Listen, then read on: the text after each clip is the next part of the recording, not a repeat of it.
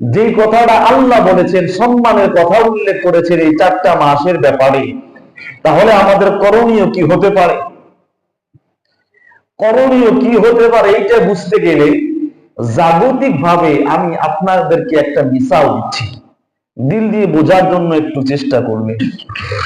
প্রিয় হাজিরিন, জাগতিক মিসাল কোনটা? হঠাৎ একজন যুবক সন্তান, আপনি ধরে নেন আপনাদের ভর্তুকিতলা মধ্যপাড়া মসজিদের পাশেই যে চায়ের দোকান রয়েছে, চায়ের দোকানে বসে একজন যুবক বিবাহের উপযুক্ত পায়ের উপর পা রেখে, পা ঝাঁকুনি দিয়ে চা ফুকায় চা খাচ্ছে। এমন সময় একজন অপরিচিত ব্যক্তি সে চায়ের দোকানের সামনে দাঁড়ায়। সেই যুবক সন্তানটা ওই অপরিচিত মানুষের পরিচয় জানে না, চিনেও না। হঠাৎ আপনার এলাকা একজন গণ্যমান্য ব্যক্তিত্ব অথবা আপনার ওয়ারিস থেকে একজন এসে আপনার ওই যুবক সন্তানের কানে একটা কথা লাগাই দিল, এ ভাই, তুমি যে পায়ের উপরে পা ঝাঁকুনি দিয়ে চা খাচ্ছ, এই যে একজন সম্মানী ব্যক্তি আপনার আমার সামনে দাঁড়িয়ে আছে, তোমার সামনে দাঁড়িয়ে আছে, ইনি কে তুমি জানো? বলতেছে, না আমি তো জানি না। বলতেছে, ইনি হলেন তোমার হবু শ্বশুর। কি? হবু শ্বশুর। বুঝে থাকলে বলেন, হবু শ্বশুর বলার আগের অবস্থা আর বলার পরের অবস্থা কি সমান থাকবে?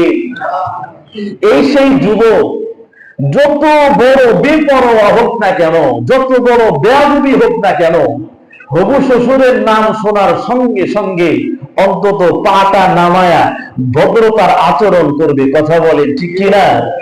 প্রিয় হাজির, আমি এই জিনিসটাই আমি আপনাদেরকে বুঝাচ্ছি।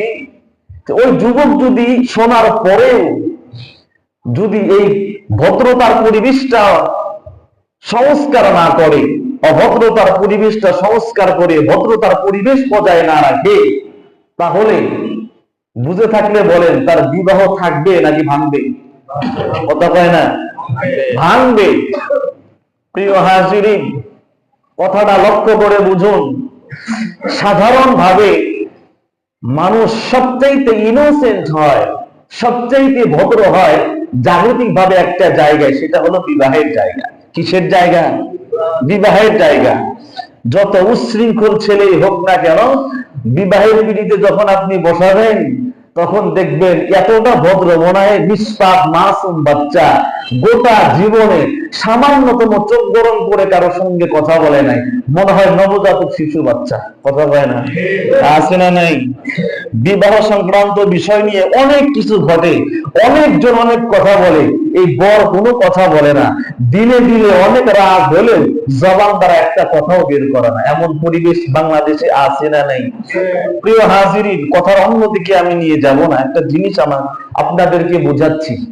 যাই হোক, বলতেছিলাম এই সম্মানী ব্যক্তির পরিচয় পাওয়ার সঙ্গে সঙ্গেই যদি আপনার আমল পরিবর্তন হয়ে একটা সুশীল বালকের আকার ধারণ করে, তাহলে যে রব্বে কারিম আপনার আমার সামনে গোটা বছরে 12টা মাস দিয়েছেন, স্বাভাবিক আমরা জীবন যাপন করলাম, স্বাভাবিক আমল আখলাক নিয়ে চললাম বটে, যেই সম্মানিত মাস 4টা আমাদের সামনে উপস্থিত হয়ে যায়, উপস্থিত হওয়ার পরে যখন আমরা জানলাম এই রজব মাস হলো সম্মানী একটা মাস, এই মাসের বেলায় যদি আমাদের সারা বছরের মতো আমলের ধারা থাকে, সারা বছরের মতো গুণায়ন থাকে, তাহলে বুঝে থাকলে বলেন আল্লাহ যেই মাসটাকে সম্মানিত আখ্যা দিয়েছে, এই মাসের সঙ্গে সঠিক আচরণ হবে নাকি বেয়াদবি আচরণ হবে? কথা কি বুঝাইতে পারলাম? আপনি হয়তো বা বলতে পারেন, হুজুর আপনি কোন উদাহরণ কোথায় লাগান? আসলে বিষয় তো হলো এটাই, গোটা জগৎকে যদি আপনি সম্মান করেন, জগতের মানুষটাকে যদি আপনি সম্মান করেন, আর যেই বিষয়টাকে আল্লাহ সম্মান দিয়েছেন ওই জিনিসটাকে যদি আমি আপনি সম্মান না করি, তাহলে আমি আপনি আল্লাহ তাআলাকে মালিক কি হিসাবে মানলাম, কোন মাপে মানলাম? একটা বার চিন্তা করে দেখেন। কথা কি বুঝাইতে পারলাম? কথা বুঝতে পারতেছেন আমার? এজন্য রজব মাস সম্মানী 4টা মাসের মধ্যে একটা মাস। নির্দিষ্ট কোন আমলের কথা বলা না থাকলেও অন্তত মালিক তো কথা বলেছেন এইটা হলো সম্মানী একটা মাস। অন্য অন্য মাসে যে আমলের ধারাবাহিকতা থাকে, এই মাসে অন্তত এমন অবস্থা দিলের মধ্যে রাখা, আর এই মাসটাকে তো মালিক সম্মানী মাস হিসেবে আখ্যা দিয়েছেন, আমার একটু ভদ্র হয়ে চলতে হবে। কি হয়ে চলতে হবে? ভদ্র হয়ে চলতে হবে।